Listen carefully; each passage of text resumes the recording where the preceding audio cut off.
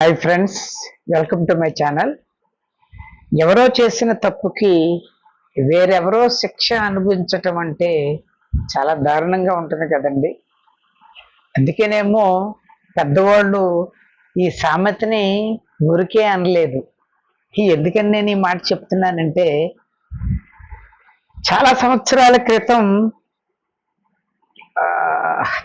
ఎవరికన్నా ఆడపిల్ల గనక పుడితే తల్లిదండ్రుల యొక్క బాధ ఏంటంటే, ఈ పిల్లని పెంచటం కాడ నుంచి పెళ్లి చేసే వరకు ఏదో సప్త సముద్రాలు దాటాలి అన్నంత రూల్స్ రెస్ట్రిక్షన్స్ ఉండేవి.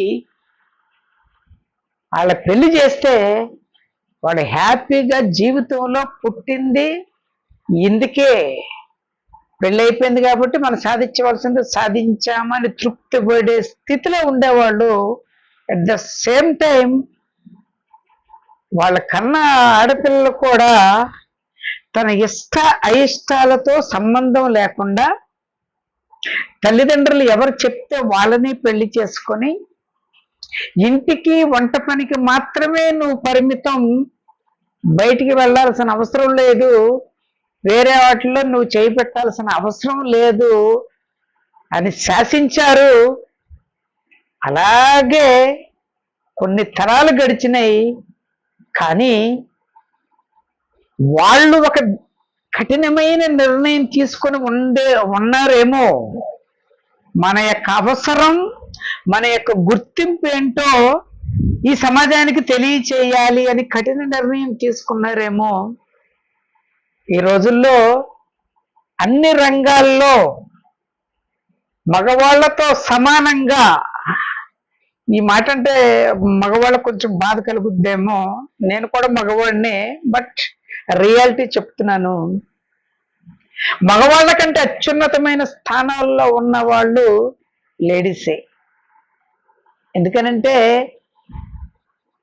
ఇంటి పని వంట పని మాత్రమే కాదు, అన్ని రంగాల్లో మేము ముందుండి నడిపించగలం అని వాళ్ళలో ఉన్న ఆ యొక్క ఆత్మస్థైర్యాన్ని అనేక విధాలుగా అనేక మంది ఇందులో సపోర్ట్ చేసిన మగవాళ్ళు కూడా అనేక మంది ఉన్నారు.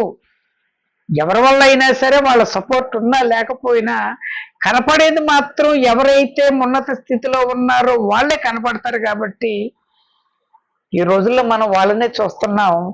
అత్యున్నతమైన స్థానాల్లో కూడా వాళ్ళే ఉన్నారు.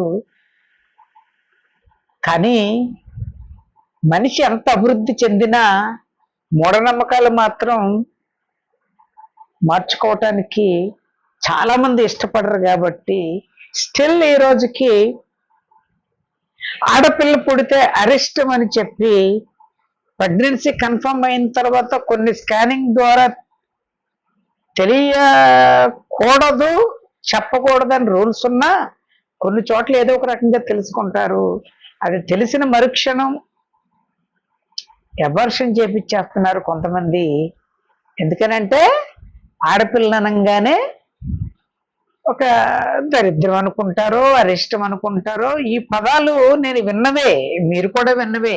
ఇందులో తప్పుగా వాళ్ళ గురించి మాట్లాడేది ఏమీ లేదు. అలా జరుగుతాం ఒక కారణం. రెండో కారణం, నేను ప్రేమించిన అమ్మాయి నన్ను ప్రేమించి తీరవలసిందే. అఫ్ కోర్స్ అతను ఆ అమ్మాయిని పోషిస్తాడో పోషించలేడో అన్న పరిస్థితి అతనికి తెలిసినా చదువు సంధ్య మధ్యలో ఆపేసి ఈ పని మీదే 24 గంటలు తిరుగుతూ ఆ అమ్మాయి చక్కగా చదువుకుంటూ ఉన్నా తన ప్రేమను ఒప్పుకోలేదనే కారణంగా యాసిడ్ దాడులు చేస్తున్నారు, నరికేస్తున్నారు, చాలా సింపుల్ గా చేసేస్తున్నారు. వీటన్నిటికి పరిణామం వల్ల ఇప్పుడు చాలా మంది ఆడవాళ్ళని కంటికి రెప్పలా చూసుకోవాలి అనే అనేక మంది మగవాళ్ళకి ఆడపిల్లలు కరువైపోయారండి. ఎందుకనంటే పెళ్ళిళ్ళకి ఆడపిల్లలు చాలా తక్కువ. 10 మంది పెళ్లి కొడుకులు ఎదురు చూస్తూ ఉంటే ఎవరో ఒక అమ్మాయి ఉంటుంది. మరి ఆ అమ్మాయి ఎవరికి దక్కుద్దో తెలియదు. This is the real situation. నేను చాలా ఫేస్ చేశాను, చాలా విన్నాను, చాలా చూశాను కూడా. అయితే ఆడవాళ్ళు కేవలం పెళ్లి చేసుకుంటాకేనా అని మీరు అనుకోవచ్చు. ఆడవాళ్ళు లేకపోతే ఈ సృష్టి అనేది ఉండేదో లేదో తర్వాత సంగతి, కానీ ఆ కుటుంబ వ్యవస్థ మాత్రం అతలకుతలం అయిపోద్ది అనటంలో మాత్రం వాస్తవమే. మగవాడికి ఎంత ఉన్నత స్థితిలో ఉన్నా, ఎంత అష్టైశ్వర్యాలు కలిగి ఉన్నా సరే, ఆ అబ్బాయికి గౌరవం, పరిపూర్ణమైన ఒక వ్యక్తిగా ఒక గౌరవించే స్థాయికి ఎదగాలంటే తన ఇంటిలో ఒక ఆడవాళ్ళు ఉండి తీరవలసిందే. ఎందుకంటే ఆడవాళ్ళ యొక్క సహనం, ఓర్పు, నేర్పు, వాళ్ళు ఇచ్చిన సపోర్ట్ వల్ల నేను ఈ స్థితిలో ఉన్నానని చెప్పుకునే అనేక మంది సెలబ్రిటీస్ని మీరందరూ చూసే ఉంటారు. ఇదేదో వాళ్ళు ఫేక్గా చెప్పుకునేది కాదు, అక్షరాల నిజమే. మీరు ఎన్ని బాధ్యతలు అప్పచెప్పినా, ఎన్ని పనులు అప్పచెప్పినా, ఎన్ని ఉద్యోగాలు చేసుకున్నా, ఇంటికి వచ్చిన తర్వాత తల్లి పాత్ర, భార్య పాత్ర, రకరకాలైన పాత్రలన్నీ ఆవిడ పోషించి తీరుతుంది. ఎక్కడో ఒక చోట కొన్ని సార్లు ఎదురు తిరిగినా అల్టిమేట్గా కంప్లీట్లీ మగ మనిషి అన్నవాడు ఒక ఏజ్ దాటిన తర్వాత ఫస్ట్లో కొంచెం ఉన్నా లేకపోయినా నాకేంటి అని అనుకున్నా సరే, ఏజ్ దాటిన తర్వాత ఆడ తోడు అనేది లేకపోతే విరవెల్లాడిపోతాడు, ఏ కుటుంబంలో అయినా సరే. ఎందుకనంటే ఆవిడ మీద అలాగా ఆధారపడే అంత స్థాయికి, అంటే దిగజారే స్థాయి అని నేను అంటలేదు, ఆధారపడే స్థాయికి మనం వెళ్ళిపోతాం. ఎందుకనంటే ఇది వరకు డబ్బు మగవాడే సంపాదించాలి, ఆడవాళ్ళు ఇంటి పనే చేయాలని అనేవాళ్ళు ఆ స్టేజ్ దాటిపోయారు.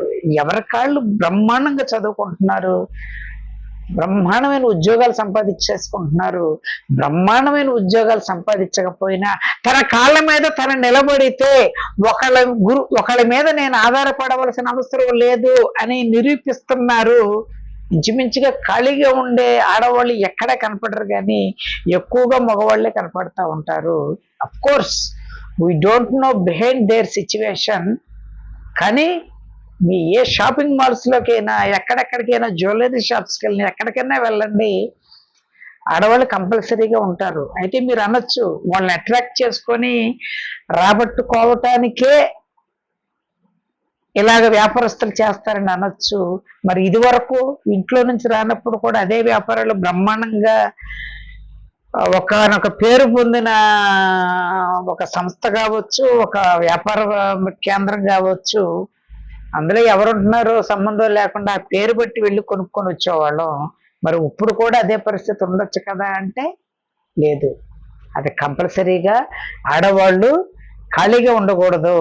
నేను చేసుకున్న తర్వాత, ఒకవేళ నేను చేసుకున్న ఆయన వల్ల ఏదన్నా ఇబ్బంది వచ్చినా, లేదు చావు అనేది ఎప్పుడు వస్తుంది అనేది మనం చెప్పలేము. ఒకవేళ చనిపోయినా నేను నా కుటుంబాన్ని చిన్న భిన్నం చేయటం ఇష్టం లేకుండా ఏదో ఒక రకంగా డబ్బు సంపాదించాలి, నా కుటుంబాన్ని పోషించాలి, ఆ కుటుంబంలో మా ద్వారా పుట్టిన పిల్లల్ని ఉన్నత స్థాయికి తీసుకువెళ్ళాలి అనే ఒక బలమైన సంకల్పం భార్యాభర్తలు ఇద్దరికీ ఉంటుంది. బట్ సమ్ సిచ్యువేషన్స్లో ఏదైనా ప్రాబ్లమ్స్ వచ్చి వెళ్ళిపోయిన తర్వాత ఆడవాళ్లే మరొక్కసారి పెళ్లి ప్రయత్నం కూడా చేయకుండా ఆ పిల్లల కోసమే జీవితాన్ని త్యాగం చేసిన వాళ్ళు ఎంతో మంది ఉన్నారు. కానీ అది ఎంతవరకు నడుస్తుంది అనేది మనం చెప్పలేము. అల్టిమేట్గా ఈ మహిళా దినోత్సవం సందర్భంగా నేను ఒక టైటిల్ చూసి మీరు అనుకొని ఉండొచ్చు, రానున్న కొంతకాలం తర్వాత మహిళా దినోత్సవం ఉండదేమో అని నేను టైటిల్ పెట్టడానికి కారణం ఏంటంటే, ఇలా ఆడవాళ్ళని అరెస్ట్ అని చెప్పి పుట్టక ముందే చంపేయటం, లేకపోతే పుట్టిన తర్వాత చంపేయటం, లేదు వాళ్ళు నచ్చలేదని చెప్పి చంపేయటం, లేదు వేరే సంబంధం ఉందని వాళ్ళని చంపేయటం, రకరకాల కారణాలు అనేకమైనవి ఉన్నాయని చెప్పి ఆడవాళ్ళందరినీ వేసుకుంటే వెళ్ళిపోతే ఆడవాళ్ళు ఎక్కడ దొరుకుతారు? మహిళా దినోత్సవం చేయాలంటే ఆడవాళ్ళు కంపల్సరీ ఉండాలి కదా. ఆడవాళ్ళు ఉంటారు, పెద్దవాళ్ళు. నేను ఇప్పటికీ ఎన్నో మహిళా దినోత్సవ ప్రోగ్రామ్స్ లో పాల్గొన్నాను, వాళ్ళు కూడా అలా పాల్గొంటారు. కానీ where is the new generation? ఎక్కడి నుంచి వస్తారు? కొత్త జనరేషన్కి తెలియాలి కదా మహిళా దినోత్సవం తెలియాలంటే. మరి మనం మగవాళ్ళు మాత్రమే ఉండేలాగా ఆడపిల్లలందరినీ చంపేసుకుంటూ వెళ్ళిపోతూ ఉంటే, ఆడవాళ్ళు దొరకక ఇప్పుడే అనేక మంది పెళ్ళిళ్ళు లేక గుడికి వెళ్ళి ప్రదక్షిణాలు చేసుకొని గంట కొట్టుకొని ఆ ప్రశాంతత కోసం ఇంట్లో ఉండేవాళ్ళు కొంతమంది అయితే, ఆ పరిధి కూడా దాటిపోయి హిమాలయ పర్వతాలకు ఎక్కడో తపస్సు చేసుకుందామని చెప్పి వెళ్ళిపోయే స్థితికి వెళ్ళారు. కానీ ఆ తపస్సు చేయాలన్నా ఎంతో మానసికమైన స్థిరత్వం ఉంటేనే, వాళ్ళు స్వామీజీలని లేదా పెద్ద పెద్ద పేర్లు చాలా ఉంటాయి, వాళ్ళకి ఊరికే పెట్టరు. వాళ్ళకి ఈ బాహ్య ప్రపంచంతో సంబంధం ఉండదు, వాళ్ళ కోసమే వాళ్ళు జీవిస్తూ ఉంటారు. కానీ కోరికలతో నిండిన వ్యక్తి ఆ హిమాలయ పర్వతాలకు వెళ్ళారంటే, నాకు పెళ్ళి అవ్వలేదు, నాకు పెళ్ళి అవ్వలేదు అన్న మాటే గుర్తు చేస్తుంది. అందుకోసమేనేమో హిమాలయ పర్వతాలు కూడా వేడెక్కిపోయి కరిగిపోతున్నాయి. ఎందుకంటే మనం కూడా అక్కడికి వెళ్ళిపోతానండి, వాటికి కూడా ఒకవేళ ఏమన్నా ఈర్ష్య వచ్చేసిందేమో. అందుకోసమని ఆడపిల్లని కాపాడటం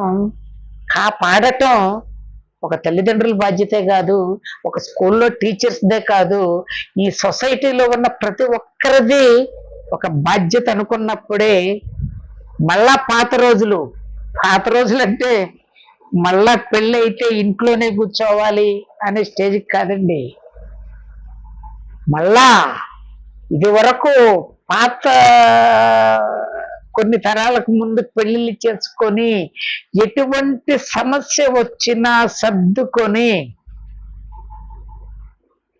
100 సంవత్సరాలు 120 సంవత్సరాలు కూడా బతికేవాళ్ళు.